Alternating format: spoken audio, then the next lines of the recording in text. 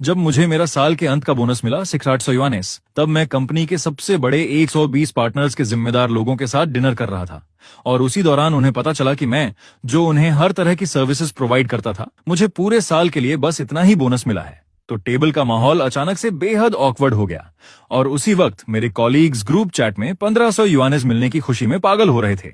लेकिन मैं बस शांति से अपना डिनर खत्म करता रहा। फिर ठीक 7 दिन बाद मेरा कॉन्ट्रैक्ट खत्म हो गया और मैंने बिना एक सेकंड सोचे रिजाइन कर दिया। मेरे बॉस की चीखें तो लगभग फोन तोड़ देने वाली थीं। वो बार बार चिल्ला रहा था, क्यों सबने अपनी इन्वेस्टमेंट वापस ले ली। असल में वो डिनर जो मेरे कॉन्ट्रैक्ट खत्म होने से 7 दिन पहले हुआ था, शहर के सबसे लग्जूरियस होटल में रखा गया था। और वहां बैठे थे वो लोग जो हमारी नेटवर्क कंपनी की किस्मत तय करते थे। सेन, जो हमारी 90% इनकम का सोर्स था, हमारे 120 पार्टनर्स के हेड्स। और मैं ही वो अकेला था जो इन सबके साथ रिलेशनशिप मेंटेन करता था। उस वक्त मैं हाथ में वाइन का ग्लास लेकर टेबल्स के बीच कामली घूम रहा था। हर डायरेक्टर जनरल को ग्रीट कर रहा था जिन्हें मैं पहले से जानता था। उनमें से कई तो मेरे कंपनी ज्वाइन करने के पहले साल से ही मेरे साथ काम कर रहे थे और हमारा रिश्ता कब का सिर्फ प्रोफेशनल कोर्टिसी से आगे निकल चुका था। तभी डायरेक्टर चेन, जो एक बड़े नेशनल कॉन्ग्लोमरेट के परचेसिंग हेड थे, उन्होंने मेरे कंधे पर हाथ रखा और ईमानदारी से बोले, सियाओ चेन, अगले साल हमारे ग्रुप का नया प्रोजेक्ट तुम ही संभालना, मुझे किसी और पर भरोसा नहीं है। मैंने सीधा जवाब दिया, डायरेक्टर चेन, आप चिंता मत कीजिए, जब तक मैं यहाँ हूँ आपके काम मेरे ही रहेंगे। तभी अचानक मेरी पॉकेट में रखा फोन लगातार वाइब्रेट करने लगा। मैंने बहाना बनाया कि मुझे वॉशरूम जाना है, लेकिन कॉरिडोर के एक सुनसान कोने में जाकर मैंने WSAT ग्रुप चैट खोला। पूरा ग्रुप लाल रंग के लकी एनवेलोप से भरा हुआ था और मैसेज भेजने वाली थी लीना, जो असल में मेरा काम ऑर्गेनाइज करके उसी पर अपना नाम डालती थी। वो लिख रही थी, मुझे भी 1500 मिले, इस साल कंपनी कमाल की है, डायरेक्टर सान की लंबी उम्र हो, मेहनत का फल मिल गया। एक के बाद एक 1500 युआनेस के ट्रांसफर स्क्रीनशॉट्स ऐसे लग रहे थे जैसे मेरे चेहरे पर इनविजिबल थप्पड़ पड़ रहे हों। बिना किसी एक्सप्रेशन के मैंने उन चमकते लाल मैसेजेस को इग्नोर किया और अपना बैंकिंग ऐप खोला। वहां एक नया ट्रांसफर रिकॉर्ड चुपचाप पड़ा था। अमाउंट 6800, ना कोई डेसिमल, ना कोई कंग्रेचुलेशंस, बस एक ठंडा सा नंबर, जैसे किसी इंटर्न की सैलरी हो। मैं करीब 10 सेकंड्स तक उस नंबर को देखता रहा। ना गुस्सा आया, ना डिसअपॉइंटमेंट, बस दिल में बची आखिरी उम्मीद भी उसी पल बुझ गई, जैसे सिर्फ ठंडी राख बची हो। लेकिन मेन टेबल पर माहौल अब भी लाइवली था। मैंने फिर से अपनी प्रोफेशनल स्माइल पहन ली, जैसे कुछ हुआ ही नहीं।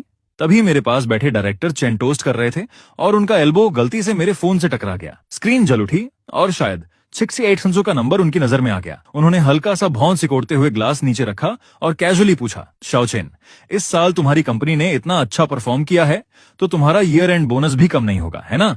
मैंने देखा तुम्हारे कॉलीग्स ग्रुप में खूब सेलिब्रेट कर रहे थे। मैंने सीधे उनकी आंखों में देखा और शांत आवाज में बस 2 शब्द कहे, 6800। और उसी पल वो शोर भरी मेन टेबल 1 सेकंड के लिए बिल्कुल शांत हो गई, जैसे सारी आवाजें गायब हो गई हों। पास बैठे डायरेक्टर्स ने ये नंबर सुन लिया था। उनके एक्सप्रेशंस खुद एक कहानी थे, पहले शॉक, फिर डिसबिलीफ और फिर सीधी इंडिग्नेशन, क्योंकि वो सब दुनिया देखे हुए लोग थे। उन्हें साफ समझ आ गया कि जो इंसान पूरे साल बिना रुके उन्हें सर्विस देता रहा, जो कंपनी की 90% इनकम संभाल रहा था, उसे सिर्फ 6 युआनीज का बोनस मिला, जबकि ऑफिस में बैठे लोग, जिनके नाम तक उन्हें याद नहीं थे, 15,000 ले रहे थे। मतलब साफ था, माहौल तुरंत टेंस और अनकंफर्टेबल हो गया। लेकिन मैं ऐसे उठ खड़ा हुआ जैसे कुछ हुआ ही नहीं। ग्लास उठाकर हल्की सी स्माइल के साथ बोला, डायरेक्टर्स, इस पूरे साल आपके सपोर्ट के लिए धन्यवाद। ये टोस्ट आप सबके नाम। मैं तो इसे एक ही बार में खत्म करता हूँ, आप अपनी मर्जी से। इतना कहकर मैंने एक ही घूंट में पूरा ग्लास खत्म कर दिया। वो जलती हुई लिक्विड मेरी थ्रोट से नीचे उतरी, जैसे इन सालों की सारी थकान और सहनशीलता को जला देना चाहती हो। फिर मैंने खुद ही टॉपिक बदल दिया और अगले साल के मार्केट प्लान्स पर बात शुरू कर दी। अपने प्रोफेशनलिज्म से मैंने उस डिनर को फिर से नॉर्मल करने की कोशिश की, लेकिन क्लाइंट्स अब बार बार एक दूसरे की तरफ देख रहे थे। उनकी नजरों में कोई सिंपैथी नहीं थी, बल्कि एक अजीब सा डिटर्मिनेशन था। डिनर अचानक ही खत्म हो गया और मेहमान एक एक करके जाने लगे और आखिर में डायरेक्टर चेन सबसे आखिरी में बाहर निकले। जब वो मेरे पास से गुजर रहे थे तो अचानक रुक गए। उनकी आंखें, जो न जाने कितने लोगों को देख चुकी थीं, सीधे मेरी आंखों में गहराई से देखने लगी और फिर उन्होंने धीमी आवाज में कहा, जो सिर्फ मैं ही सुन सकता था, सियाओ चेन, तुम्हारे साथ गलत हुआ है। ये जगह तुम्हारे एक भी ख्याल के लायक नहीं है। जब चाहो मुझसे कांटेक्ट करना। ये सुनकर मेरे सीने में हल्की सी गर्माहट उठी और मैंने गंभीरता से सिर हिलाया। धन्यवाद डायरेक्टर चेन। आखिरी गेस्ट को विदा करने के बाद मैं अकेला अपने खाली घर लौटा। लेकिन बाकी रातों की तरह मैंने कंप्यूटर खोलकर काम के मेल्स चेक नहीं किए, बल्कि खुद के लिए एक कप चाय बनाई। मुझे ना गुस्सा आ रहा था, ना दुख, क्योंकि जब इंसान किसी चीज से पूरी तरह उम्मीद खो देता है तो इमोशंस भी एक बेकार लग्जरी लगने लगते हैं। मैंने कंप्यूटर खोला, लेकिन बोरिंग काम देखने के लिए नहीं, बल्कि एक नया डॉक्यूमेंट बनाने के लिए जिसका नाम रखा हैंड ओवर लिस्ट। फिर मैंने सिस्टमैटिकली हर टास्क का प्रोसेस, हर क्लाइंट की इन्फॉर्मेशन और हर प्रोजेक्ट की बेसिक स्ट्रक्चर डिटेल में लिखना शुरू किया। मेरा दिमाग डराने वाली हद तक क्लियर था। फिर मैंने दीवार पर लगे कैलेंडर की तरफ देखा, जहां 7 दिन बाद की तारीख को लाल सर्कल से मार्क किया गया था और उसके बगल में 4 शब्द लिखे थे, फिंदेल कॉन्ट्राटो। मेरी नजर शांत और ठोस थी, बिल्कुल एक ऐसे जनरल की तरह जो न्यूक्लियर बटन दबाने वाला हो। आखिर में मैंने अपना फोन उठाया और WC पर उस हेड हंटर का कॉन्टैक्ट ढूंढा जिसे मैंने 1 महीने पहले ऐड किया था। तब उसने मुझसे पूछा था कि क्या मैं जॉब बदलने का सोच रहा हूं, और मैंने जवाब दिया था कि फिलहाल मैं स्टेबल हूं। लेकिन अब मैंने वो पुराना मैसेज डिलीट किया और 3 नए शब्द लिखे। अब बात कर सकते हैं। काउंटडाउन शुरू हो चुका था।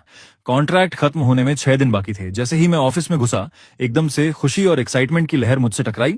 हर कोई बड़ी रकम मिलने की खुशी में पागल था। कोई यूरोप ट्रिप की बात कर रहा था तो कोई नई कार लेने की। लीना ने नए चमकदार रेड हील्स पहन रखे थे और हाथ में एक लग्जरी ब्रांड का बड़ा सा बैग था जो दूर से ही चमक रहा था। वो जानबूझकर मेरे डेस्क के पास आकर रुकी। उसने बैग को मेरी टेबल के कोने पर ऐसे रखा जैसे गलती से रख दिया हो, और फिर एग्जैजरेटेड अंदाज में शिकायत करने लगी कि उसने कल इंपल्सिवली खरीद लिया और ये बैग उतना भी अच्छा नहीं है। फिर उसने कहा, ओ चेन किंग, तुम क्या सोचते हो?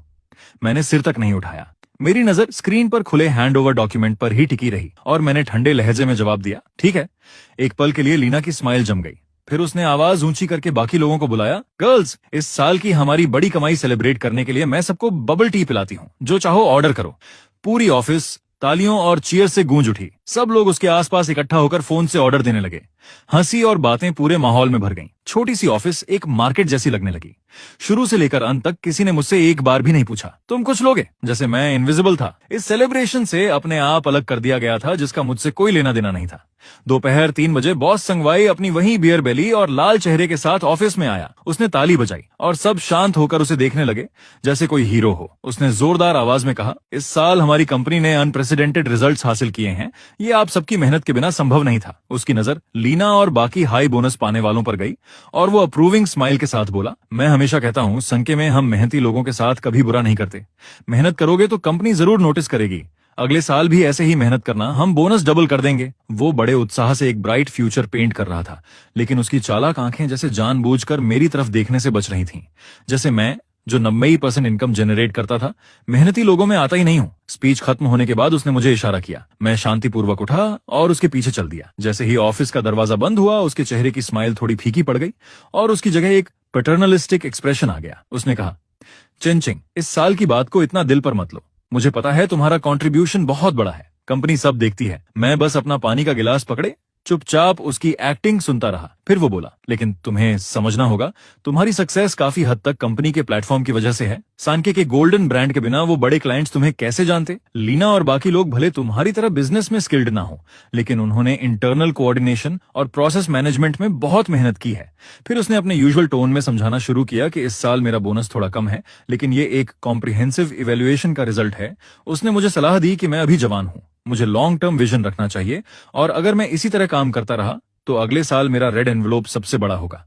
मैंने सिर हिलाया और उतनी ही ग्रेटिट्यूड दिखाई जितनी जरूरी थी। फिर शांत आवाज में कहा, समझ गया डायरेक्टर संग, मैं और मेहनत करूंगा। संगवाय साफ तौर पर मेरी आज्ञाकारिता से खुश हो गया। जैसे ही मैं उसके ऑफिस से बाहर निकला, उसे लगा कि उसने अपने सबसे आज्ञाकारी काम के बैल को पूरी तरह काबू में कर लिया है। ब्रेक रूम से लीना और बाकी कोलीग्स की हल्की हल्की हंसी मेरे कानों में पड़ी, लेकिन बिना कोई एक्सप्रेशन बदले मैं सीधा अपने सीट पर लौट आया। उनकी जहरीली बातें अब मेरे लिए बस मक्खियों की भिनभिनाहट जैसी थीं, जो मेरे दिल में जरा सा भी असर नहीं डाल सकती थीं। मैंने एक एन्क्रिप्टेड फोल्डर खोला। उसके अंदर 50 पेजेस का एक डॉक्यूमेंट था जिसका टाइटल था manual para el mantenimiento profundo de relaciones con clientes clave। इसमें सिर्फ कॉन्टैक्ट इन्फॉर्मेशन और कॉन्ट्रैक्ट्स ही नहीं थे, बल्कि हर कंपनी के डिसीजन मेकर्स की पर्सनल प्रीफरेंसेस और इंटरनल कॉम्प्लेक्स रिलेशंस तक डिटेल में लिखी हुई थी। ये मेरे सालों की मेहनत का निचोड़ था, उन 120 क्लाइंट्स की असली बैकबोन। मैंने शांति से इस मैनुअल के कोर हिस्से को एन्क्रिप्ट किया, उसे पैक किया और अपने पर्सनल क्लाउड में अपलोड कर दिया। ये सब करने के बाद ऐसा लगा जैसे मेरे कंधों से कोई भारी बोझ उतर गया हो। तभी संगवाई अपने ऑफिस से बाहर आया और एक्साइटेड होकर बोला, गुड न्यूज, हमने एक और नया प्रोजेक्ट जीत लिया है। क्लाइंट ने स्पेसिफिकली हमारे स्ट्रॉन्गेस्ट मेंबर चेनकिंग को रिक्वेस्ट किया है। ये प्रोजेक्ट तुम्हारा है।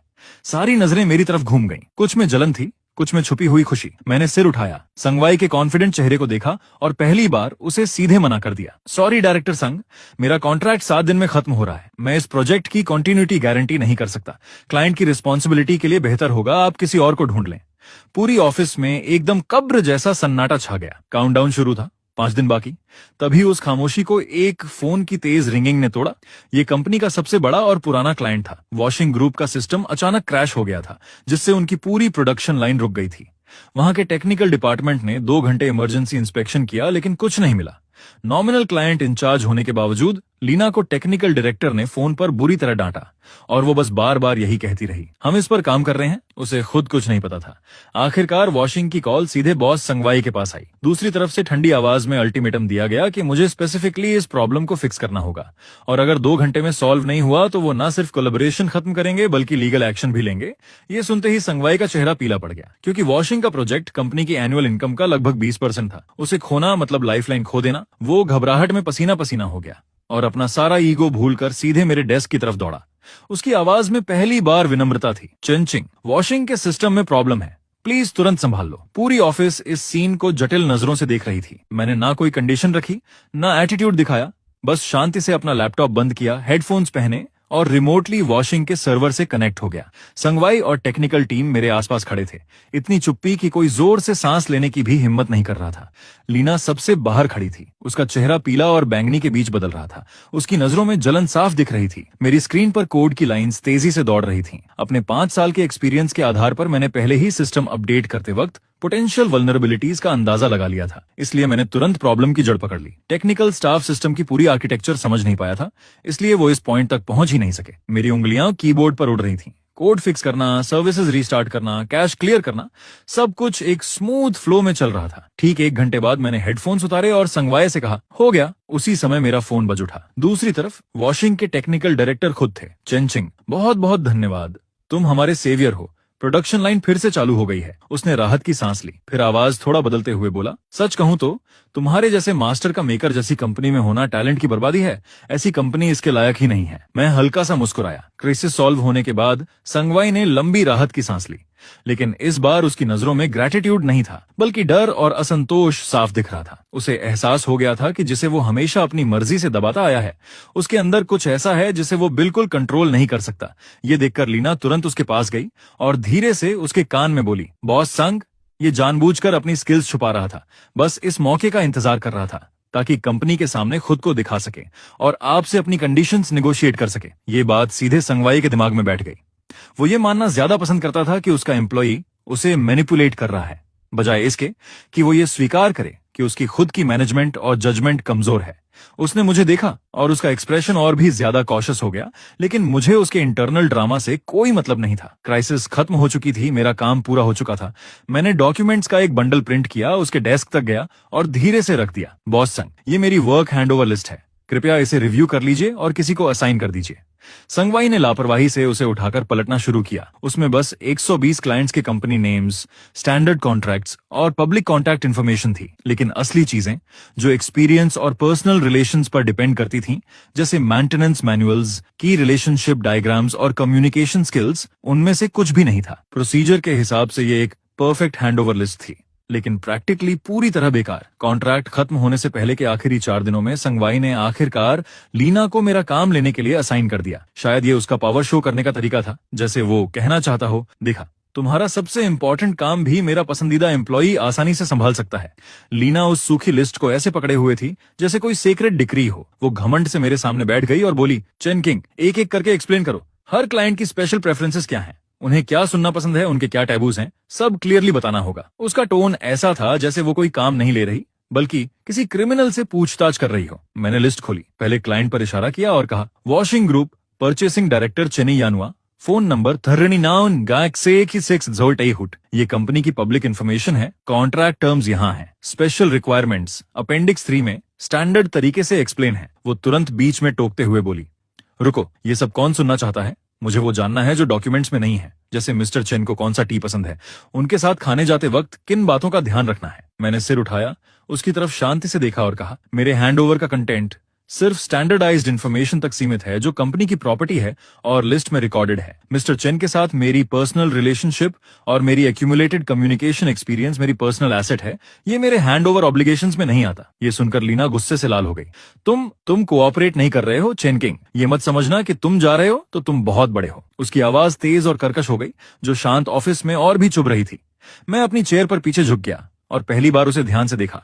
वो सबके सामने बिना छुपाए अपना एग्रेशन दिखा रही थी। मैंने कहा, जो हैंडओवर डॉक्यूमेंट मैंने लिखा है उसमें कौन सी लाइन तुम्हें समझ नहीं आई, या फिर तुम्हारी प्रोफेशनल कैपेबिलिटी इतनी नहीं है कि ये बेसिक क्लाइंट डॉक्यूमेंट समझ सको? ये एक ही वाक्य सीधे लीना की सबसे बड़ी कमजोरी पर लगा। उसका चेहरा तुरंत पीला पड़ गया, होंठ कांपने लगे, लेकिन वो एक शब्द भी जवाब नहीं दे पाई। आसपास के कलीग्स धीरे धीरे फुसफुसाने लगे। कुछ लोग लीना को देखकर अंदर ही अंदर खुश हो रहे थे, जैसे उसे पहली बार कोई टक्कर मिली हो, जबकि कुछ लोग मुझे एरोगेंट समझ रहे थे कि मैं जाने से पहले इतना बोल्ड होकर फेवरेट एम्प्लॉय को सबके सामने चैलेंज कर रहा हूं। सिचुएशन हाथ से निकलती देख संगवाई को अपने ऑफिस से बाहर आना पड़ा। उसने कहा, ठीक है, हम सब कलीग्स हैं, शांति से बात करो। फिर गला साफ करके कॉन्डिसेंडिंग टोन में बोला, चिंचिंग, थोड़ा जेनरस बनो। लीना बस काम के लिए पूछ रही है, वो एक्सपीरियंस शेयर कर दो। हम सब कंपनी के लिए ही तो करते हैं। संगवाई की ये बात सुनकर मैंने उसके उस पाखंडी चेहरे को देखा और अंदर ही अंदर बस यही लगा कि कितना हास्यास्पद है ये सब। मैंने शांत लेकिन सीधी आवाज में कहा, बॉस संग, एक्सपीरियंस सिर्फ लोगों के साथ पर्सनल इंटरेक्शन से ही आता है। अगर लीना को बेसिक क्लाइंट रिलेशन समझने के लिए भी किसी का हाथ पकड़ना पड़े तो मेरा सुझाव है कि कंपनी को दोबारा सोचना चाहिए कि वो इस पोजीशन के लायक है या नहीं। मेरी ये बात किसी तेज धार वाले चाकू की तरह थी जिसने लीना के अहंकार को चीर दिया। संगवाई का चेहरा पूरी तरह काला पड़ गया और पूरी ऑफिस एकदम कब्र जैसी खामोशी में डूब गई।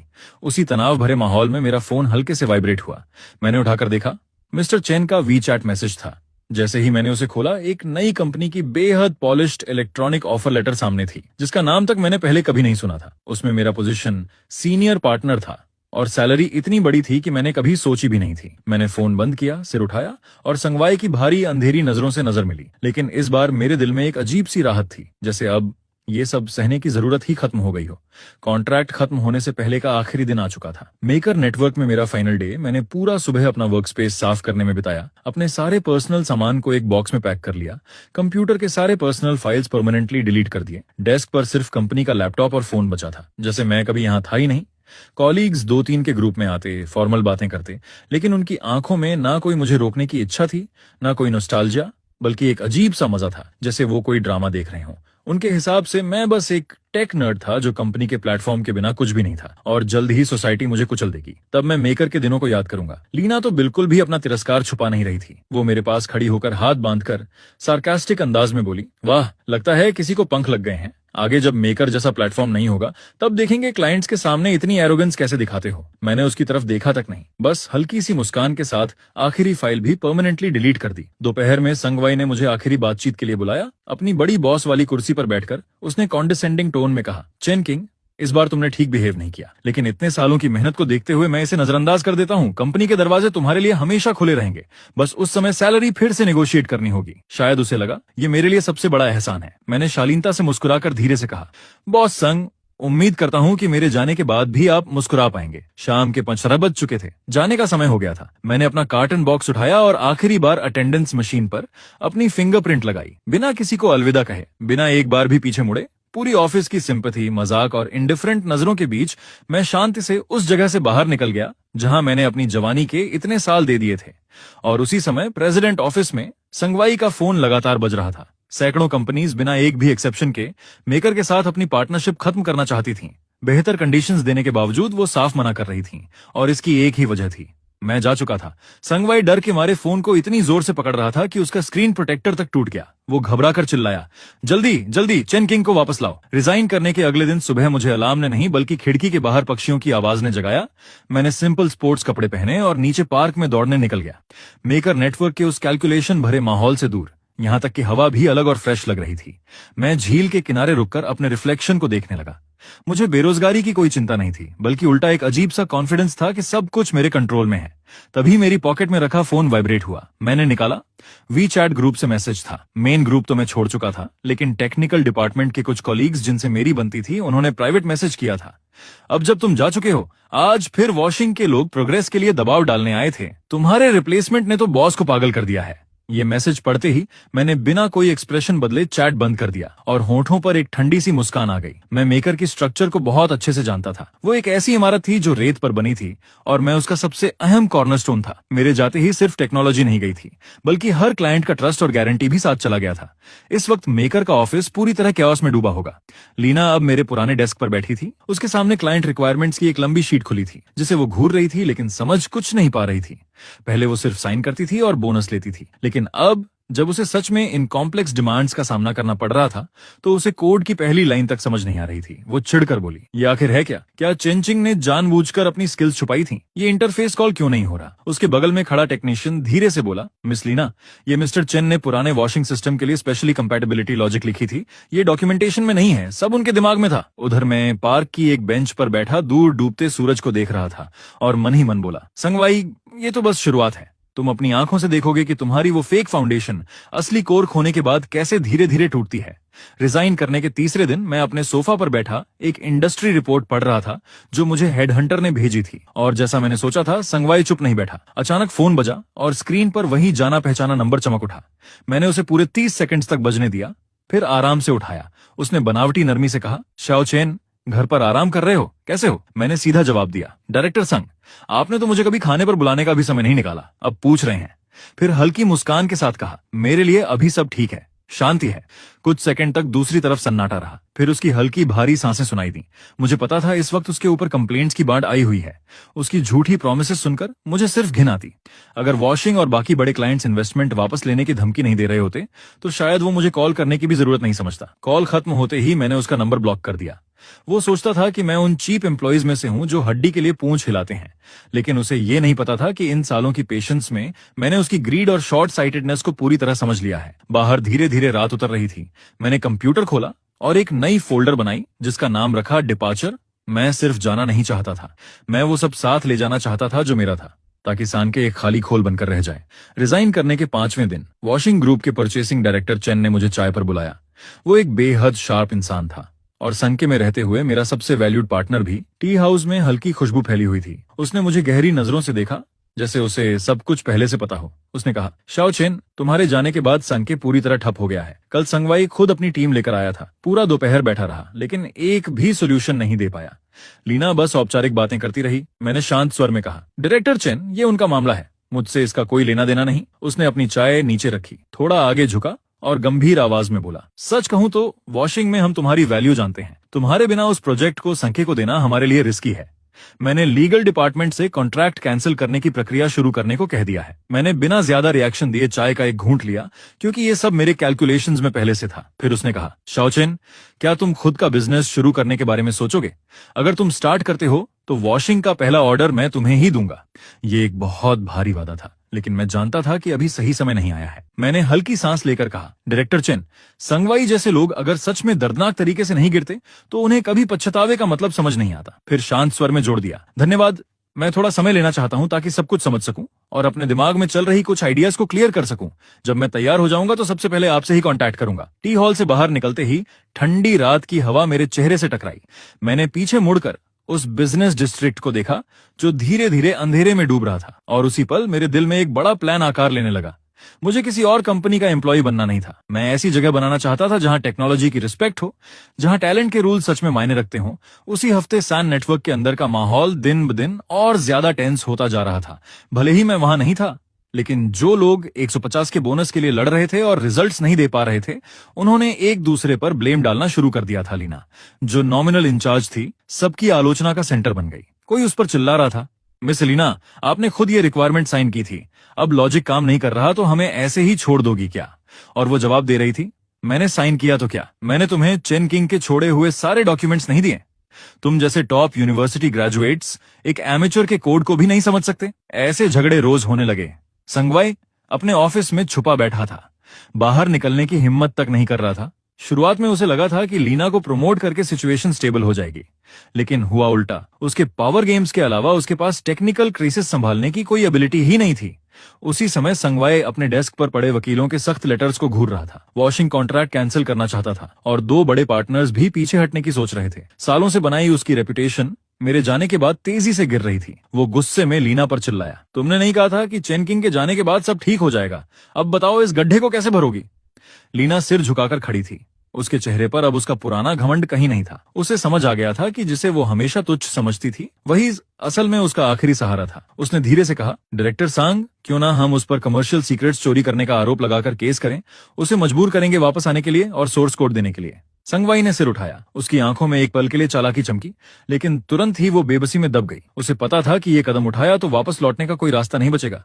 उधर मैं अपने घर पर कंप्यूटर के सामने बैठा था, चुपचाप देख रहा था कि संके की हालत कैसे धीरे धीरे गिरती जा रही है। रिजाइन करने के 7वें दिन, यानी कॉन्ट्रैक्ट ऑफिशियली खत्म होने के 1 हफ्ते बाद, मैंने अपना स्टडी रूम सेट किया। दीवारें मेरे नए प्रोजेक्ट के आर्किटेक्चर डायग्राम से भर चुकी थीं।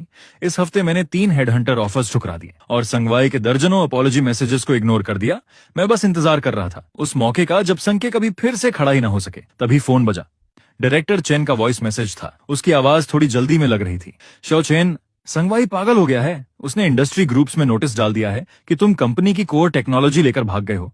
वो कई कंपनीज के साथ मिलकर तुम्हें ब्लैकलिस्ट करना चाहता है। मैंने हल्की मुस्कान के साथ सोचा, ब्लैकलिस्ट? शायद उसे याद नहीं कि उन टेक्नोलॉजी पैटेंट्स के ओरिजिनल ड्राफ्ट्स किसके पास हैं। मैंने बिना जल्दबाजी किए एक एन्क्रिप्टेड फोल्डर खोला जिसमें मेरा रिसर्च एंड डेवलपमेंट डायरी था, जिसे मैं कंपनी ज्वाइन करने के पहले साल से ही मेंटेन कर रहा था। उसमें हर कोर टेक्नोलॉजी एडवांसमेंट के डिटेल्ड रिकॉर्ड्स थे, टाइम स्टैम्प्स के साथ, ओरिजिनल सोर्स कोड के साथ, सब कुछ साफ साफ। मैंने मन ही मन कहा, संगवाई अगर लीगल गेम खेलना चाहता है तो मैं भी इसे अंत तक खेलूंगा। उसी दोपहर मैं शहर के सेंटर में एक स्टार्टअप इंक्यूबेटर के एंट्रेंस पर खड़ा था। डायरेक्टर चेन ने मेरे लिए ये स्पेस अरेंज करवा दिया था। छोटा था लेकिन मेरे पहले कदम के लिए काफी था। मैंने खिड़की के पास खड़े होकर नीचे की भागती दौड़ती सड़क को देखा और धीरे से कहा, आज से ये जगह किंगलैंड टेक्नोलॉजी है। मुझे पहले से पता था कि संगवाई का ये बैन वाला ऑर्डर जल्दी ही मजाक बन जाएगा, क्योंकि जैसे ही वो क्लाइंट्स जो सान की वजह से इतना सफर कर चुके थे मुझे फिर से राइज करते देखेंगे, वो खुद ही सबसे सही फैसला ले लेंगे। उसी समय सेंग नेटवर्क अपने आखिरी उन्माद में डूब रहा था। संगवाई और लीना को लगा था कि उन्होंने मेरी कमजोरी पकड़ ली है, लेकिन उन्हें यह नहीं पता था कि वो खुद एक एक कदम चलकर उस कब्र की तरफ जा रहे हैं जो मैंने पहले ही उनके लिए खोद रखी थी। संगवाई का यह बैन ऑर्डर पूरे इंडस्ट्री में ठंडी हवा की तरह फैल गया। मैं अपने नए किराए के वर्क स्पेस में बैठा फोन पर हेडहंटर एजेंसीज के अपॉलॉजी मैसेजेस देख रहा था, लेकिन मुझे कोई खास फर्क नहीं पड़ रहा था। उनके शब्द नरम थे लेकिन मैसेज साफ था। संगवाई ने इंडस्ट्री एसोसिएशन से बात कर ली थी, जो भी मेरे साथ कॉन्ट्रैक्ट साइन करेगा उसे संके को सपोर्ट करने वाली बड़ी कंपनियों का सामना करना पड़ेगा। ये बचकानी चाल मैंने पहले ही सोची हुई थी। मैंने फोन बंद किया और व्हाइट बोर्ड पर नए सिस्टम की कोर लॉजिक ड्रॉ करने लगा। तभी दरवाजे के बाहर हल्के कदमों की आवाज आई। वो शाओवांग था जो पहले मेरे साथ टेक्निकल डिपार्टमेंट में काम करता था। उसने आते ही कहा, चेन, मैंने रिजाइन कर दिया। मैंने उसे बैठने का इशारा किया और पूछा, कौन रेजिग्नेशन प्रोसेस पूरा हो गया? संगवाई ने परेशान तो नहीं किया। उसने सिर हिलाया। उसकी आंखें थोड़ी लाल थीं। अब कंपनी में हर कोई डर के माहौल में जी रहा है। लीना अपनी जिम्मेदारी से बचने के लिए दिन भर ये चेक करती रहती है कि किसका तुमसे प्राइवेट कांटेक्ट है, और बॉस ने हमें मजबूर किया कि हम उस एन्क्रिप्टेड लॉजिक को क्रैक करें, वरना पूरी टीम का बोनस काट देंगे। मैं अब और सहन नहीं कर सकता था। चेन, अगर तुम्हें लोगों की जरूरत है तो मैं तुम्हारे साथ काम करना चाहता हूँ, बिना सैलरी के भी। उसकी बात सुनकर मेरे दिल में एक गर्माहट सी दौड़ गई। संगवाई को लगा था कि वो अपनी पावर से मेरे सारे रास्ते बंद कर देगा, लेकिन वो ये भूल गया कि इंसानों के दिल कभी धमकियों से नहीं खरीदे जा सकते। मैंने शांत होकर कहा, सैलरी होगी और पहले से ज्यादा होगी, लेकिन उससे पहले हमें इस फेक बैन ऑर्डर से निपटना होगा। मैंने कंप्यूटर ऑन किया और उस प्रोफेशनल टेक्निकल फोरम में लॉगिन किया जहां मैं काफी समय से एक्टिव नहीं था। वहां मैं सिर्फ चेनकिंग नहीं था, बल्कि इंडस्ट्री का एक जाना माना नाम था जिसके हजारों फॉलोअर्स थे। अगर संगवाई मुझे बदनाम करना चाहता था तो मैं उसे दिखाने वाला था कि असली काउंटर अटैक क्या होता है। रिजाइन के 10वें दिन मुझे लीना का अनएक्सपेक्टेड कॉल आया।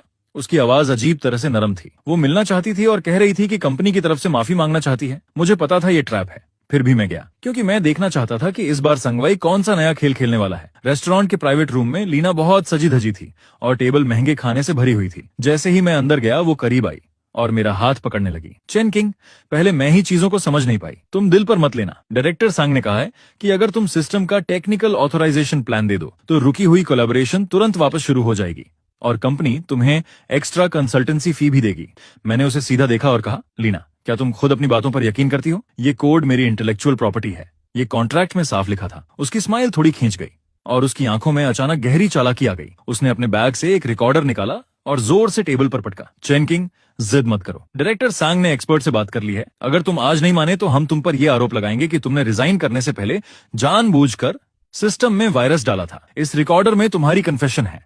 उसकी ये कॉन्फिडेंस देखकर मुझे हंसी आ गई। शायद उसे ये नहीं पता था कि मैं कमरे में घुसते ही अपना phone real time cloud recording पर डाल चुका हूं।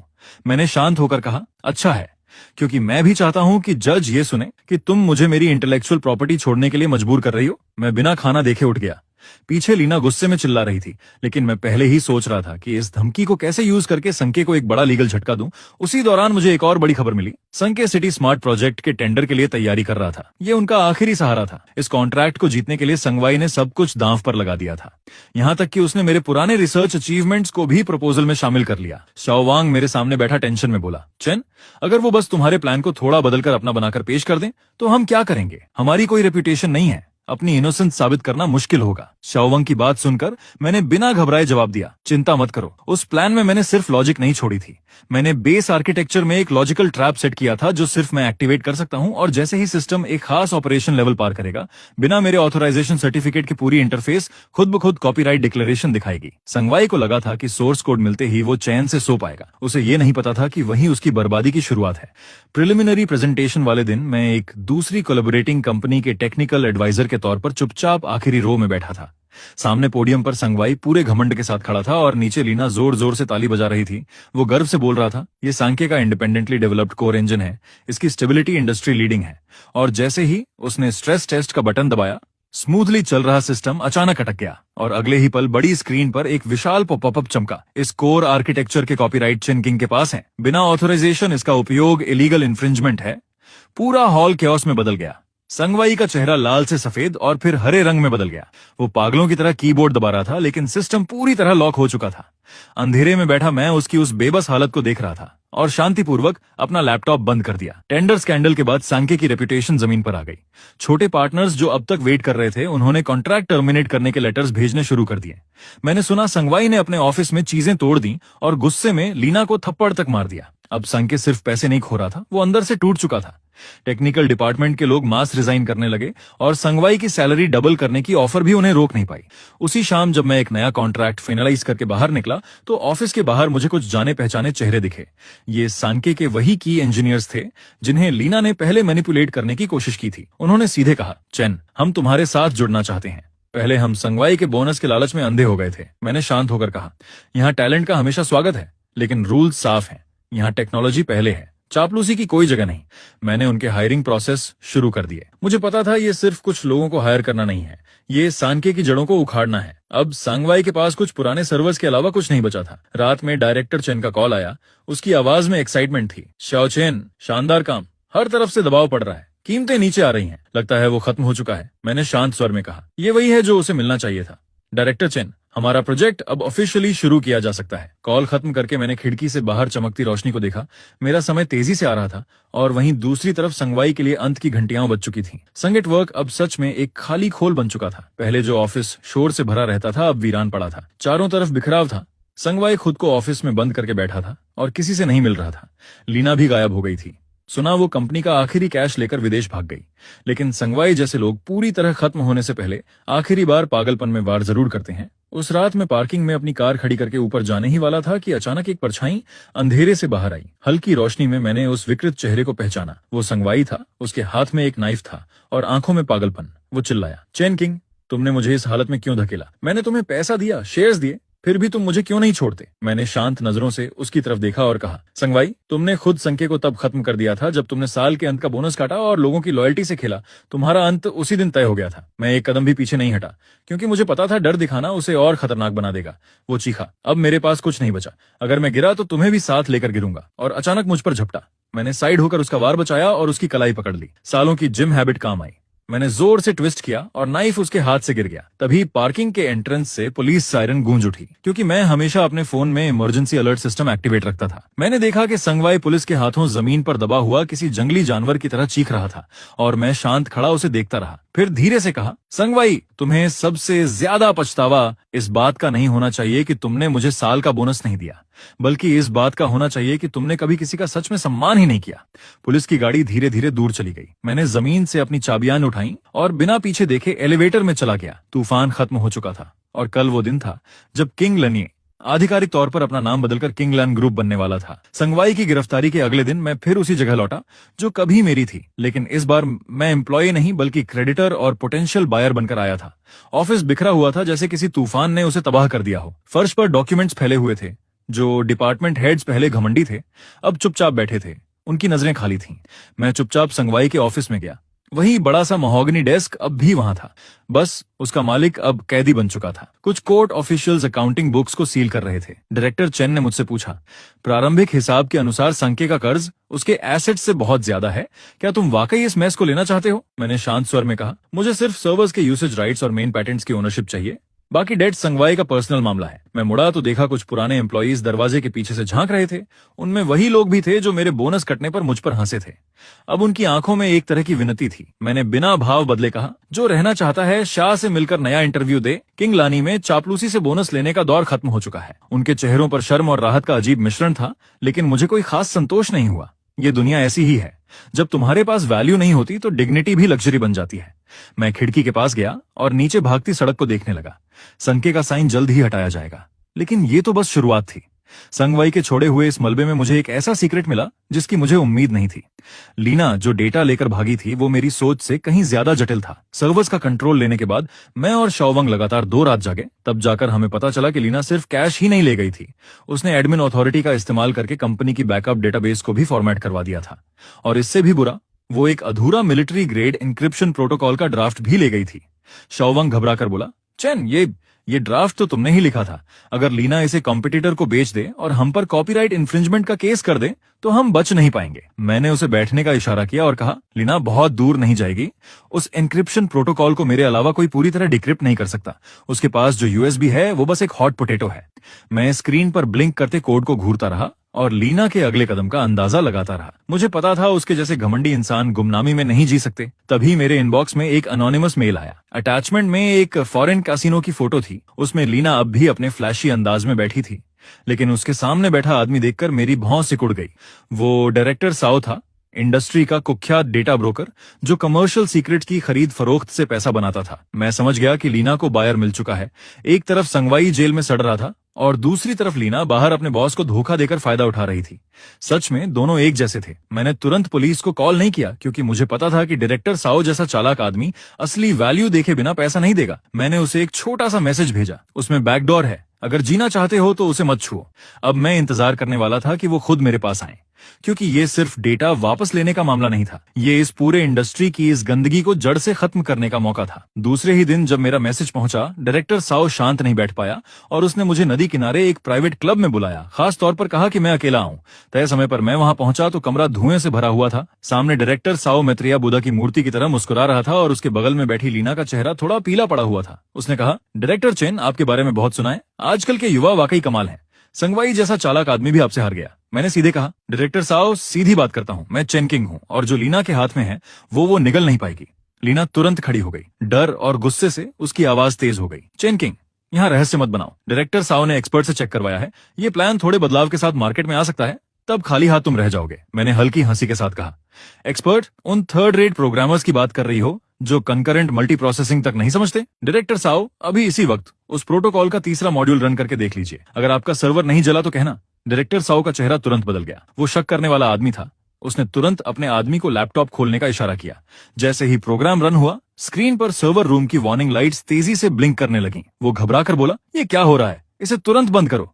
मैंने शांत होकर कहा, ये लॉजिकल लॉक है। मेरी डायनामिक ऑथराइजेशन के बिना कोई भी forced access self destruct trigger कर देगा। लीना वहीं कुर्सी पर ढह गई। उसकी आंखों में खालीपन था। उसका आखिरी ट्रम्प कार्ड मेरे सामने कागज की तरह कमजोर साबित हो चुका था और डायरेक्टर साओ जैसा बिजनेसमैन तुरंत समझ गया कि उसे क्या करना है।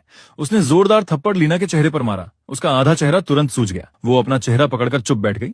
आंखों में निराशा भरी हुई थी। डायरेक्टर साओ ठंडी आवाज में बोला, डायरेक्टर चेन, ये सब गलतफहमी है। मुझे इसने धोखा दिया। कहा ये उसका क्रिएशन है। मैंने बिना भाव बदले कहा, मुझे बस वो वापस चाहिए, बाकी इंसान का फैसला कानून करेगा। वैसे सुना है आप हाल में स्मार्ट सिटी फेज 2 के बिडिंग डॉक्यूमेंट्स के बारे में पूछताछ कर रहे थे।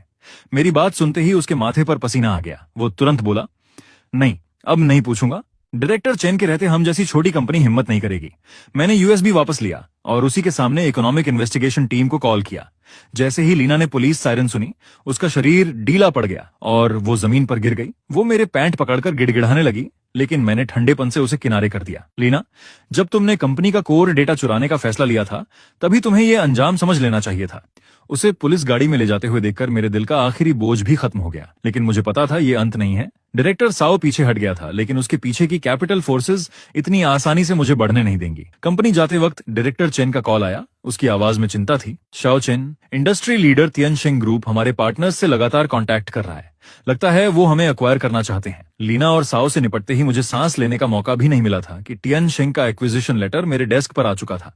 तियनशिंग वो लोग हैं जो कैपिटल से रास्ता बनाते हैं। जो झुकता है वो जीता है, जो टकराता है वो मिटता है। मेरे सामने उनकी इन्वेस्टमेंट डायरेक्टर बैठी थी, तेज नजरों वाली एक महिला। उसने कहा, मिस्टर चेन, 200 मिलियन कैश और तियनशिंग के 3% स्टॉक ऑप्शंस।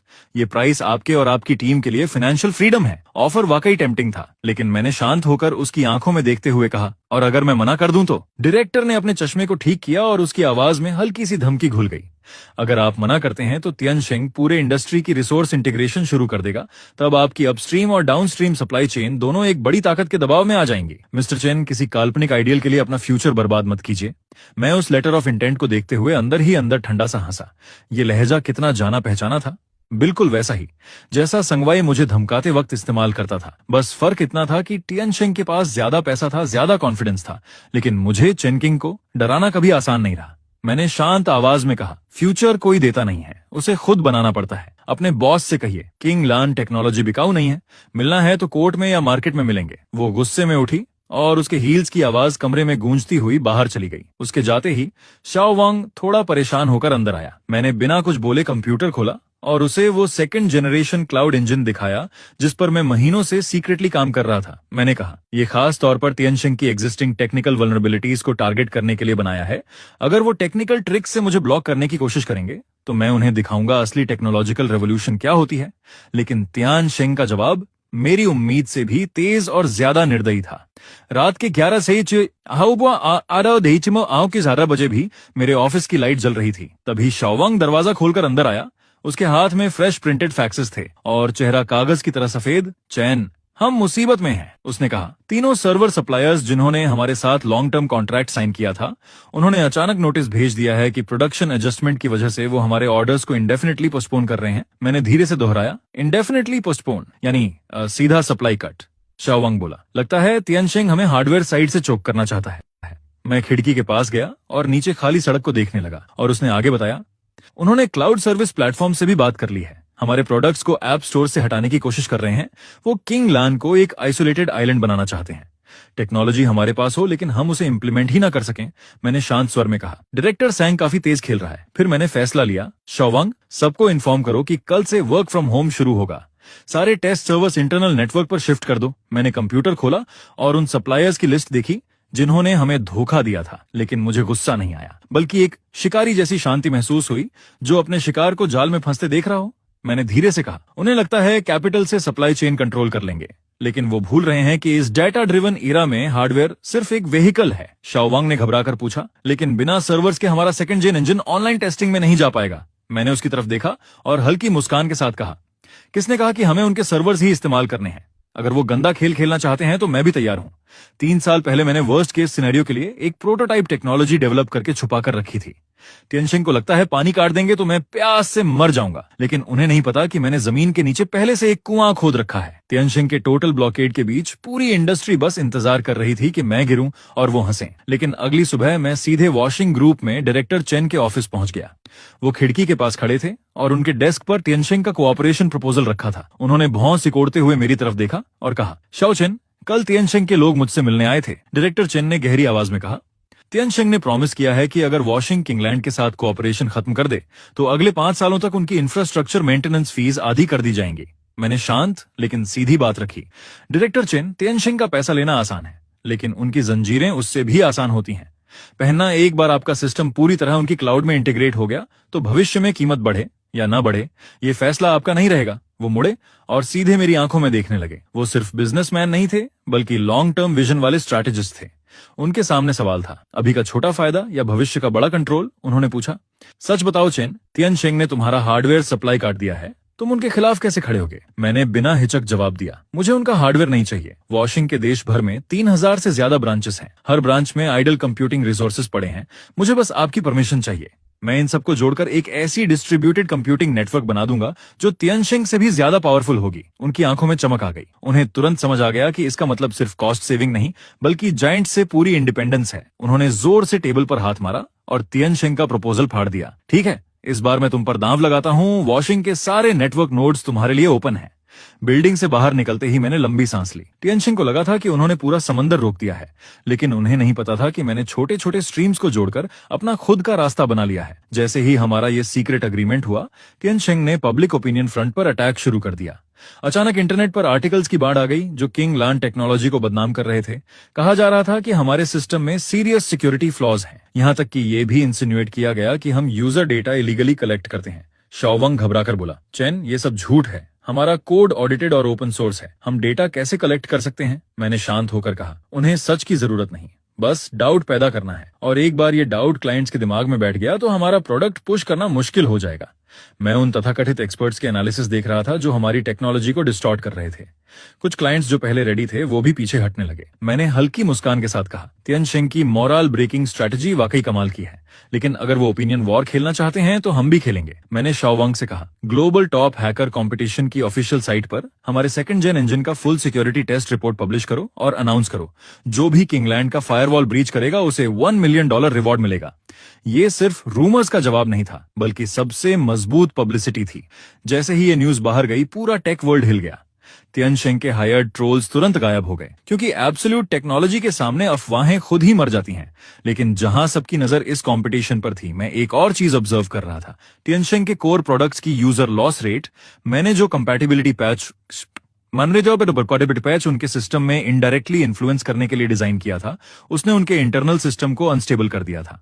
आधे महीने के ब्लॉकेड के बाद भी तियनशिंग हमें क्रश नहीं कर पाया, बल्कि खुद ही रिसोर्सेज ओवरयूज करके स्लो डाउन का शिकार हो गया। मेरे एक पुराने दोस्त ने, जो तियनशिंग के अंदर था, मैसेज भेजा, यहाँ इन्वेस्टमेंट डायरेक्टर और टेक्निकल डायरेक्टर रोज लड़ रहे हैं। एक छोटी कंपनी को दबाने के लिए हमने इतना रिसोर्स झोंक दिया, और अब देखो, वॉशिंग न सिर्फ गया नहीं, बल्कि कई बड़े क्लाइंट्स को भी साथ ले गया। और इसका दोष टेक्निकल डिपार्टमेंट पर डाला जा रहा है। एक छोटी सी कंपनी की कंप्यूटिंग नेटवर्क तक ब्लॉक नहीं कर पाए और ऊपर से बजट मांग रहे हैं। ये अंदर की लड़ाई वही रिजल्ट था जो मैं चाहता था, क्योंकि जायंट्स को सबसे ज्यादा डर बाहरी दुश्मन से नहीं, बल्कि अंदर से टूटने से लगता है। मैं कंप्यूटर के सामने बैठा तियनशिंग के स्टॉक्स की गिरती हुई ग्राफ देख रहा था और उसी के साथ सही वक्त कैलकुलेट कर रहा था। मैंने शाओवंग से पूछा, तैयार हो? आज रात 8 बजे हमारा सेकंड जेन इंजन वॉशिंग की कंप्यूटिंग नेटवर्क पर ग्लोबल पब्लिक बेटा में लॉन्च होने वाला था। ये एक बहुत बड़ा गैम्बल था। अगर हम सफल हुए तो किंगलैंड टेक्नोलॉजी जायंट्स का मोनोपोली तोड़ देगा, और अगर फेल हुए तो तियनशिंग का बदला और भी खतरनाक होगा। ठीक 8 बजे मैंने एंटर दबाया और स्क्रीन पर काउंटलेस लाइट पॉइंट्स जल उठे। पूरे देश में फैले वॉशिंग के नोड्स एक साथ एक्टिवेट हो गए। एक ऐसी कंप्यूटिंग पावर का तूफान बन गया जो पहाड़ हिला सकता था। मैंने धीरे से कहा, दुनिया को बता दो, अब गेम के रूल्स बदलने वाले हैं। उसी पल तियनशिंग के हेडक्वार्टर्स में सन्नाटा छा गया। उन्हें एहसास हुआ कि जिस डिफेंस सिस्टम पर उन्हें घमंड था, वो किंग लान की नई आर्किटेक्चर के सामने कागज जैसा कमजोर है। 3 दिन बाद जब बेटा पूरी तरह सफल रहा, तो इंडस्ट्री का रुख पूरी तरह बदल गया। जो सप्लायर्स मुझे अवॉइड करते थे, वो अब लाइन लगाकर मिलने को तैयार थे। लेकिन मैं ऑफिस में नहीं था, मैं एक प्राइवेट कॉकटेल इवेंट में था, जहां सिर्फ इंडस्ट्री के बड़े लोग मौजूद थे। तियनशिंग का चेयरमैन खुद आया था। उसकी आंखों में अब एरोगेंस नहीं, बल्कि रिस्पेक्ट और हल्की बेचैनी थी। उसने कहा, यंग चेन, नई जनरेशन वाकई पुरानी को पीछे छोड़ रही है। हमसे गलती हुई कि हमने तुम्हारी वैल्यू नहीं पहचानी। क्यों ना हम बैठकर बात करें? Deep strategic cooperation. मैंने शांत होकर कहा, कोऑपरेशन पॉसिबल है, लेकिन पहले तियनशिंग पब्लिकली अपोलोजाइज करेगा और किंगलैंड टेक्नोलॉजी को ब्रांड डैमेज के लिए कॉम्पेंसेट करेगा। उसकी जॉ टाइट हो गई। उसके लिए ये खुद को सबके सामने थप्पड़ मारने जैसा था। लेकिन उसने आसपास खड़े पार्टनर्स को देखा और समझ गया कि अब उसके पास कोई बार्गेनिंग पावर नहीं बची। मैंने कैजुअली जोड़ दिया, आप मना भी कर सकते हैं, लेकिन सुना है आपके कई की टेक्निकल स्टाफ हमारी नई आर्किटेक्चर में काफी इंटरेस्टेड हैं और रिज्यूमे भेज चुके हैं। ये सीधा उसकी जड़ों पर वार था। मैं सिर्फ उसके क्लाइंट्स नहीं, बल्कि उसकी फाउंडेशन भी खींच रहा था। मैंने वाइन का घूंट लिया और मन ही मन समझ गया कि ये जीत बस शुरुआत है।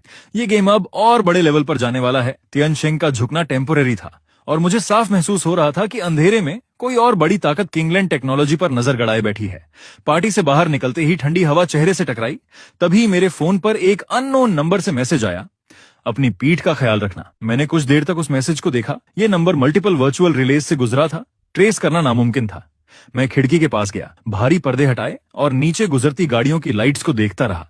पहली बार मुझे लगा कि इस बिजनेस वॉर की गहराइयों में कोई अज्ञात निगाहें मुझे देख रही हैं। मैंने ये बात शाओवांग को नहीं बताई, उसे परेशान नहीं करना चाहता था, लेकिन मैंने तुरंत कंप्यूटर खोला और पिछले 3 सालों के टियनशिंग ग्रुप के शेयर होल्डिंग रिकॉर्ड्स निकाल ली। सरफेस पर वो एक जायंट था, लेकिन अंदर उसकी कैपिटल स्ट्रक्चर बेहद कॉम्प्लेक्स थी। कई फॉरेन इन्वेस्टमेंट फंड्स की परछाइयां बार बार दिख रही थीं। तब मुझे समझ आया, संगवाई, लीना, डायरेक्टर साओ, ये सब सिर्फ मोहरे थे। तियानशिंग मुझे सिर्फ मार्केट शेयर के लिए नहीं निगलना चाहता था, इसके पीछे कुछ और गहरा खेल चल रहा था। और जैसे ही मैं इन विचारों में डूबा हुआ था, अचानक मेरे इनबॉक्स में एक अलर्ट चमका। वो अलर्ट मेरे सेकंड जेन इंजन के बैकएंड से आया था। कोई एक ऐसा प्रोटोकॉल इस्तेमाल कर रहा था जिसे मैंने पहले कभी नहीं देखा था, और वो वॉशिंग नेटवर्क के नोड्स से लार्ज स्केल ऑपरेशनल डेटा निकालने की कोशिश कर रहा था। मैंने तुरंत कीबोर्ड पर तेजी से काम करना शुरू किया और सिस्टम में कई लेयर्स के डायनामिक फायरवॉल्स ऐड कर दिए। ये तियानशिंग का तरीका नहीं था, ये किसी प्रोफेशनल फॉरेन टीम जैसा लग रहा था। उसी पल मुझे समझ आ गया कि मेरी एंट्री ने सिर्फ तियानशिंग को नहीं, बल्कि इस इंडस्ट्री के पीछे छिपे असली फाइनेंशियल शार्क्स को भी जगा दिया है। और वो वार्निंग मैसेज मजाक नहीं था, बल्कि एक देर से आया हुआ इशारा था। अगली सुबह तियानशिंग का ऑफिशियल अपॉलॉजी लेटर इंडस्ट्री के बड़े पोर्टल्स की हेडलाइंस पर था। लैंग्वेज बेहद सिंसियर थी। उन्होंने सारा ब्लेम कुछ सीनियर एग्जीक्यूटिव्स पर डाल दिया और साथ ही टेंस ऑफ मिलियंस की कॉम्पेंसेशन सीधे किंगलैंड टेक्नोलॉजी के अकाउंट में ट्रांसफर कर दी। शाओवांग एक्साइटेड होकर बोला, चेन जल्दी देखो, हमें ड्रैगन स्लेयर कहां जा रहा है। इस बार तियानशिंग सच में गिर गया। मैंने शांत स्वर में कहा, शाओवांग, जायंट्स को कभी अंडर एस्टिमेट मत करो। अगर वो झुकते हैं तो सिर्फ सांस लेने के लिए। और जैसे ही इंडस्ट्री किंगलैंड की तारीफों में डूबी हुई थी, मुझे एक अजीब इनविटेशन मिला। ऑरोरा कैपिटल नाम की एक फॉरेन ऑर्गेनाइजेशन ने मुझे फ्यूचर कंप्यूटिंग स्टैंडर्ड्स पर प्राइवेट मीटिंग के लिए बुलाया था। मैंने थोड़ा बैकग्राउंड चेक किया तो पाया कि इसके पीछे की ताकतें बेहद गहरी हैं। कई मल्टीनेशनल जायंट्स के पीछे भी इनकी शैडो दिखाई देती हैं। तभी मुझे एहसास हुआ कि शायद वही लोग इस खेल के असली खिलाड़ी हैं, और वही वार्निंग भी उसी सर्कल से आई होगी। मैंने शाओवांग से कहा, हैंग का फ्लाइट बुक करो, क्योंकि ओपोनेंट ने स्टेज तैयार कर दी थी और अगर मैं नहीं गया तो ये डर जैसा लगेगा। जाने से पहले मैं डिटेंशन सेंटर गया। मैं संगवाई से मिलना चाहता था। वो इंसान जिसने मुझे 150 न्यूयन में खत्म करने की कोशिश की थी, शायद अब वही मुझे सच्चाई बता सकता था। मोटे बुलेट प्रूफ ग्लास के उस पार मैंने उसे देखा। वो प्रिजनर यूनिफॉर्म में था, दुबला और टूटा हुआ। उसकी आंखों में अब पहले वाली चालाकी नहीं थी, बस ठहरा हुआ सन्नाटा था। मुझे देखकर वो हल्का सा मुस्कुराया और बोला, चेन किंग, आखिर तुम आ ही गए, मुझे इस हालत में देखने या वो सवाल पूछने। मैंने शांत होकर कहा, तुम क्या सोचते हो, संगवाई तियानशिंग तो बस शुरुआत था, असली लोग कौन है? वो कुछ देर चुप रहा। उसकी उंगलियां मेज पर हल्के से टैपिंग कर रही थीं। फिर वो झुककर माइक के पास आया और धीमी आवाज में बोला, जैसे किसी टाबू का डर हो, मुझे नहीं पता वो कौन है, बस इतना जानता हूं कि खुद को प्यूरिफायर्स कहते हैं, वो पैसा देते हैं, रिसोर्सेज देते हैं, लेकिन एक ही मकसद से, जो भी टेक्नोलॉजी उनके कंट्रोल में नहीं आती उसे पूरी तरह खत्म कर देना।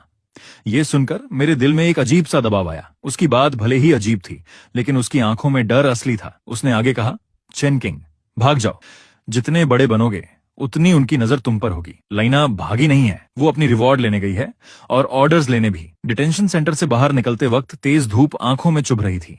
संगवाई की बातें मेरे दिमाग में गूंज रही थीं। ये सिर्फ बिजनेस वॉर नहीं रहा था, ये सर्वाइवल का खेल बन चुका था। जयचंग की हवा में समुद्र की नमी थी जब मैं ऑरोरा कैपिटल की प्राइवेट मीटिंग के लिए उस होटल के टॉप फ्लोर पर पहुंचा। वहां सिर्फ कुछ ही लोग थे। जैसे ही मैं अंदर गया, सबकी नजरें मुझ पर टिक गईं। बीच में एक ब्लॉन्ड, ब्लू आइड आदमी बैठा था और उसने बेहद फ्लुएंट चाइनीज में कहा, मिस्टर चेन, आपका सेकंड जिन इंजन शानदार है, लेकिन इतनी एडवांस टेक्नोलॉजी किसी प्राइवेट कंपनी के हाथ में नहीं होनी चाहिए। मैंने बिना झिझक पूछा, तो फिर किसके हाथ में होनी चाहिए? उसने सीधा जवाब दिया, ऑरोरा कैपिटल, और मेरे सामने एक फाइल सरका दी। ये एक्विजिशन नहीं बल्कि टेक्नोलॉजी कस्टडी अग्रीमेंट था, जिसमें साफ लिखा था कि किंगलैंड को अपना कोर सोर्स कोड ऑरोरा की डेजिग्नेटेड क्लाउड में अपलोड करना होगा, और उसके बाद ग्लोबल प्रमोशन और सिक्योरिटी कंट्रोल सब उनके हाथ में होगा। मैंने अंदर ही अंदर सोचा, ये सीधा सीधा रॉबरी है। तभी साइड डोर खुला और अंदर आई लीना, एलिगेंट सूट में, आंखों में जीत की चमक। उसने कहा, चेन किंग, ज्यादा स्मार्ट बनने की कोशिश मत करो। ऑरोरा कैपिटल तुम्हें वो दे सकता है जो तियानशिंग कभी नहीं दे पाया। अगर साइन नहीं किया तो कल किंगलैंड ग्लोबली सैंक्शन हो जाएगा, नेशनल डेटा सिक्योरिटी के नाम पर। मैंने उसे देखा, लेकिन गुस्सा नहीं आया, बल्कि राहत मिली। अब असली दुश्मन सामने था। मैंने तुरंत मना नहीं किया, बस कहा कि सोचकर बताऊंगा, और टेरेस पर चला गया। हेई चेंग की रात चमक रही थी, लेकिन मुझे पता था इन लाइट्स के नीचे मेरे खिलाफ काउंटलेस अटैक ऑर्डर्स ऑलरेडी जारी हो चुके होंगे। मैंने फोन निकाला और डायरेक्टर चेन को कॉल किया। डायरेक्टर चेन, प्लान एडवांस करना पड़ेगा, ऑरोरा कैपिटल ने मूव कर दिया है। उसने गंभीर आवाज में पूछा, शाओ चेन, क्या तुम पक्के हो? एक बार शुरू किया तो वापसी नहीं होगी। मैंने ठंडे स्वर में कहा। धीरे धीरे दम घुटने से बेहतर है कि पूरा बोर्ड ही पलट दें। कॉल खत्म करके मैंने फोन में कॉम्प्लेक्स कमांड चेन डालनी शुरू की। ये वही ट्रोजन था जो मैंने ऑरोरा के लिए तैयार किया था। वो सोर्स कोड चाहते थे तो मैं उन्हें ऐसा परफेक्ट गिफ्ट देने वाला था जो बाहर से फ्लॉलेस दिखे लेकिन अंदर से उनकी पूरी ग्लोबल कंप्यूटिंग नेटवर्क को क्रिपल कर दे। तभी लीना पीछे आकर खड़ी हो गई। उसके हील्स की आवाज टेरेस में गूंज रही थी। उसने पूछा, सोच लिया? ये तुम्हारा आखिरी मौका है। मैंने उसकी तरफ देखे बिना कहा, हाँ सोच लिया। अपने नए बॉस से कहना किंगलैंड की चीजें वो ले नहीं सकते और अगर ले भी लें तो पचा नहीं पाएंगे। मैंने अग्रीमेंट को उसके सामने टुकड़ों में फाड़ा और हवा में उछाल दिया। उसके चेहरे का रंग तुरंत बदल गया और मुझे पता था असली तूफान अगली सुबह आएगा। और वैसा ही हुआ। सुबह होने से पहले ही दुनिया भर के ऐप स्टोर्स ने एक साथ किंगलैंड के प्रोडक्ट्स हटा दिए। वजह बताई गई, डेटा सिक्योरिटी रिस्क। ऑफिस के फोन्स लगातार बज रहे थे। जो पार्टनर्स पहले हेजिटेंट थे अब डर के मारे कॉन्ट्रैक्ट्स टर्मिनेट करने लगे। शाओवांग घबराकर बोला, चेन, ओवरसीज सर्वर्स डिस्कनेक्ट हो गए हैं। हमारा इंजन स्पाईवेयर बताया जा रहा है। पूरी दुनिया हमें बॉयकॉट कर रही है। मैंने शांत होकर कहा, पैनिक मत करो। जितना ऊंचा उछलेंगे उतनी जोर से गिरेंगे। शाओवांग, प्लान अमानिसेर एक्टिवेट करो। Open source audit report global tech alliance को भेजो। मैं कंसोल के सामने बैठा था। स्क्रीन पर हर जगह रेड अलर्ट्स ब्लिंक कर रहे थे। लीना मीडिया में सामने आकर मुझे एक्यूज कर रही थी कि मैंने टेक्नोलॉजी चुराई है। उसकी एक्टिंग इतनी कन्विंसिंग थी कि कई लोग उस पर यकीन कर रहे थे लेकिन उसे ये नहीं पता था कि एब्सोल्यूट टेक्नोलॉजी के सामने झूठ बुलबुले की तरह फूट जाते हैं। मैंने आखिरी कमांड एग्जीक्यूट की। ऑरोरा कैपिटल के सिस्टम में जो मॉनिटरिंग पॉइंट मैंने छुपाकर डाला था वो एक्टिवेट हो गया। वो मेरे कोड को डिसेक्ट करने में लगे होंगे लेकिन उन्हें अंदाजा नहीं था कि मैं उन्हें अंदर से देख रहा। मैंने आखिरी कमांड टाइप की और वो मॉनिटरिंग पॉइंट एक्टिवेट हो गया जो मैंने ऑरोरा कैपिटल के अंदर छुपाया था। वो मेरे सोर्स कोड के पीछे भाग रहे थे लेकिन असल में वो उसी चीज को खोल रहे थे जो मैंने जानबूझकर उनके लिए छोड़ी थी। सुबह की पहली किरण ऑफिस की खिड़की से अंदर आई और मुझे समझ आ गया अब काउंटर अटैक का समय आ चुका है। ये लड़ाई सिर्फ किंगलैंड के लिए नहीं थी बल्कि ये साबित करने के लिए थी कि टेक्नोलॉजी किसी हेजेमोनिक कैपिटलिज्म का खिलौना नहीं बन सकती।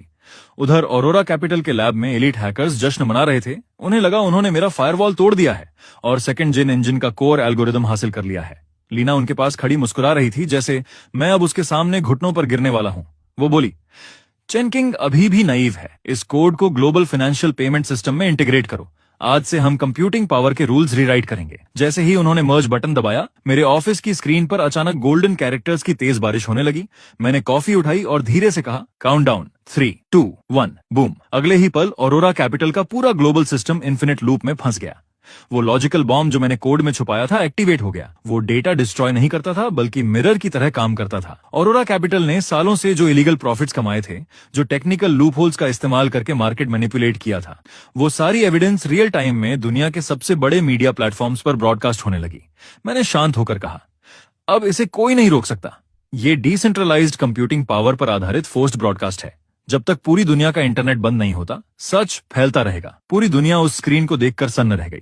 जो लोग किंगलैंड को घेर रहे थे वही अब ऑरोरा कैपिटल के खिलाफ ग्लोबल ट्रायल का हिस्सा बन गए। मल्टीनेशनल इन्वेस्टिगेशन टीम्स तुरंत एक्टिव हो गईं और उनके टॉप एग्जीक्यूटिव्स एक एक करके भागने लगे। लीना, जिसने मुझे 2 बार धोखा दिया था, वो एक भारी सूटकेस लेकर तूफानी बारिश में पोर्ट पर भाग रही थी। मैं पहले से वहां खड़ा उसका इंतजार कर रहा था, हाथ में काला अम्ब्रेला लिए। वो घबराकर बोली, चेन किंग, मुझे जाने दो। मुझे भी मजबूर किया गया था। इस सूटकेस में डॉलर्स हैं, सब तुम्हें दे दूंगी। मैंने उसे शांत नजरों से देखा और कहा, लीना, तुम अब भी नहीं समझी। कुछ चीजें पैसे से नहीं खरीदी जा सकती, जैसे कॉन्शियंस, जैसे वो सेल्फ रिस्पेक्ट जो तुमने खो दी। दूर से पुलिस सायरन्स करीब आ रही थी।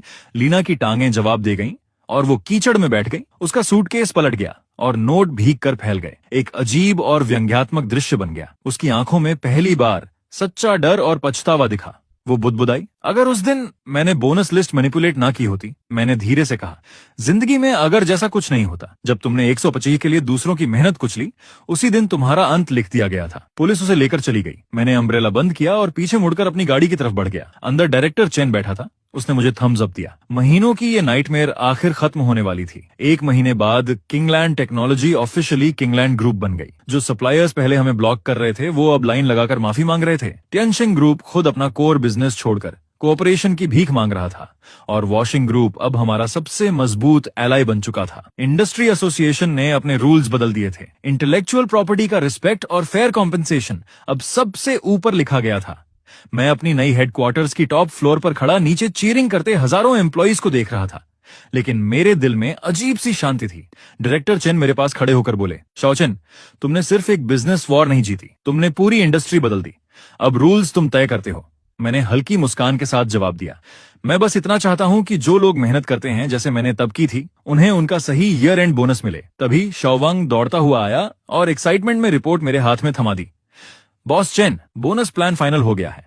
कंपनी में सबसे कम बोनस भी 1500 से शुरू होगा। मैंने बिना देर किए कहा, बहुत बढ़िया, सबको बता दो। जब तक किंगलैन है, मेहनत करने वालों को कभी धोखा नहीं मिलेगा। धूप ऑफिस में फैल रही थी और मेरी नजर उस दीवार पर टंगी हुई 9 युएन की ट्रांसफर स्क्रीनशॉट पर गई। वही मेरी शुरुआत थी और हमेशा याद दिलाने वाला सच भी। कहानी के अंत में मैं फिर उसी जगह लौटा जहां सब शुरू हुआ था। वही होटल, वही प्राइवेट हॉल, यहां तक कि खाने के डिशेस भी लगभग वही थे। फर्क सिर्फ इतना था कि इस बार मेन सीट पर मैं बैठा था और मेरे चारों तरफ इंडस्ट्री के सबसे बड़े लोग बैठे थे। डिनर के दौरान सब खुलकर बातें कर रहे थे। अब कोई ऑकवर्ड साइलेंस नहीं था। डायरेक्टर चेन ने ग्लास उठाया, चेहरा शराब से लाल हो गया था और बोले, चेन किंग, अगले साल का कंप्यूटिंग सेंटर प्रोजेक्ट पूरी तरह तुम पर डिपेंड करता है। मैंने कॉन्फिडेंटली कहा, चिंता मत कीजिए, जब तक मैं हूं, आपके काम मेरे काम है। कुछ राउंड्स के बाद मैं बहाना बनाकर टेरेस पर चला गया। रात की ठंडी हवा और शहर की चमकती नियॉन लाइट्स मेरे सामने थीं। मैंने फोन निकाला और वो पुराना WCAT ग्रुप खोला, जो कभी मेरे लिए बैटलफील्ड था। अब उसमें लीना या संगवाई नहीं थे, बल्कि नए एनर्जेटिक लोग थे जो नए साल के टेक्निकल प्लान्स पर डिस्कस कर रहे थे। मैंने फोन बंद किया और गहरी सांस ली। एक वक्त था जब मैं 1100 युएन के बोनस पर चुप था और आज मैं उस इंडस्ट्री का पल्स कंट्रोल कर रहा था। मैं मुड़ा और बैंक्वेट हॉल की तरफ वापस चला। जैसे ही मैंने दरवाजा खोला, तेज रोशनी मेरे चेहरे पर पड़ी और अंदर से जोरदार तालियों की आवाज गूंज उठी। और बस ऐसे ही मेरी कहानी यहां खत्म होती है।